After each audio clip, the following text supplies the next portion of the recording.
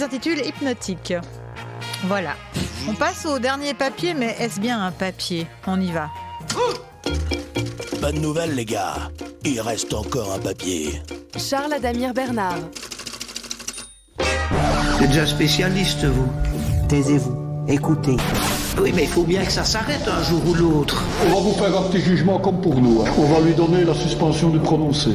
Le procureur. Quelle affaire, monsieur le procureur? Affaire 713-705 Holcim Lafarge contre les zadistes du Mormon. Vous noterez que le numéro 713-705, si on l'écrit sur une calculette et qu'on la retourne, ça écrit soleil sur l'écran. Être procureur n'empêche pas d'être un joyeux luron. Votre honneur, madame la juge principale Paco, honorable membre de la cour de justice, maître Vuillermo, sur un arbre, perché. Maître Croza, l'avocat à la bonne tête, mais pour une bonne paye, mais pas pour qu'on se paye sa tête. Honorables auditrices et auditeurs du couleur tribunal, je viens présenter devant la cour le réquisitoire pour l'affaire 713-705. Suite à la décision du tribunal fédéral d'annuler la condamnation des zadistes du Mormon, il faut tout recommencer. Tout d'abord, un rappel des faits. Holcim est une multinationale qui fabrique entre autres du ciment. Holcim a changé plusieurs fois de nom. D'abord fondé sous Financière Clarisse, Holcim devient Lafarge Holcim en 2015 après la fusion avec le bétonnier français. Ils ont d'abord hésité à s'appeler Béton Holcim Lafarge, mais ça faisait BHL.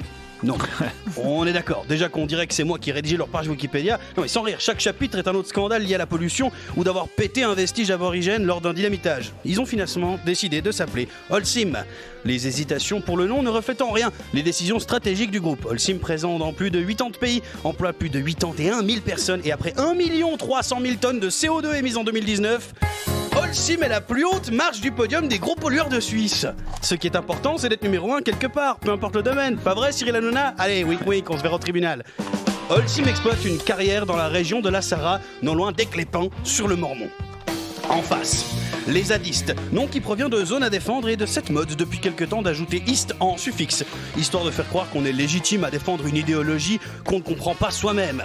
Je vous ai dit que j'étais accusationniste. Les zadistes, ces câlineurs d'arbres qui mettent les fleurs au même niveau que les êtres humains, qui portent des vieux rideaux en guise de pantalon, qu'ils appellent sarouels, qui ont une fâcheuse tendance à grimper aux arbres et rester coincés à cause des sarouels.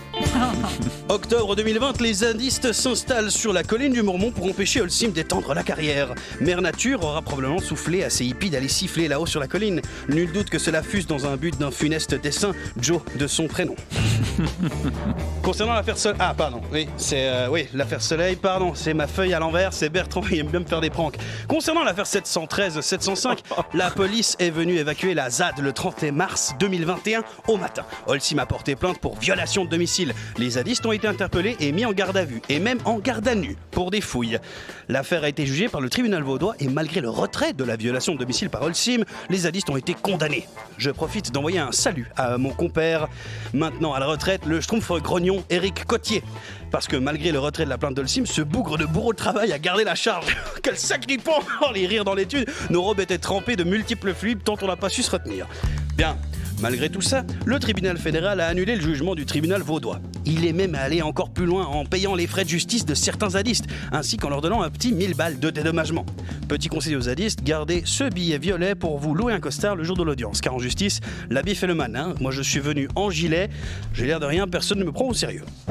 Aussi, j'en viens à mon réquisitoire. Au fait des éléments présentés à la cour, de la complexité du dossier, des fautes commises par tout le monde dans cette affaire, y compris Éric Cottier. Je suggère à vous, votre honneur, madame la juge, maître Sam et Jérém, honorable et incommensurable classe auditrice auditeur de couleur tribunal, je suggère de condamner les prévenus précités ci-avant, dessus, dessous, à ce qui suit ci-après.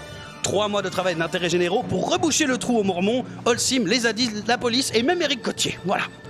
Main dans la main, avec des petites cuillères, vous allez reboucher cet immense comble laissé à Éclépant par les affaires des constructions bétonnées et pas super jolies qui envahissent nos villes sous couvert d'une crise de logement. Au premier matin de votre peine, vous serez aligné dans cet ordre. Un employé de l'UNSIM, un zadiste, un policier, un zadiste, Éric Cottier, un zadiste, et ainsi de suite. Vous en profiterez pour dire un truc sympa à votre voisin qui fût jadis votre ennemi. Que justice soit faite, accent circonflexe. Et si Éric Cottier veut un coup de main pour écrire les récits de ses 40 ans de règne au tribunal vaudois, je lui signale que je ne schtroumpf que 20%. Je laisse la justice faire son travail, on m'attend ailleurs une sombre histoire de piscine à débordement qui suinte sur la propriété du voisin. Les bras cassés, cassés, cassés.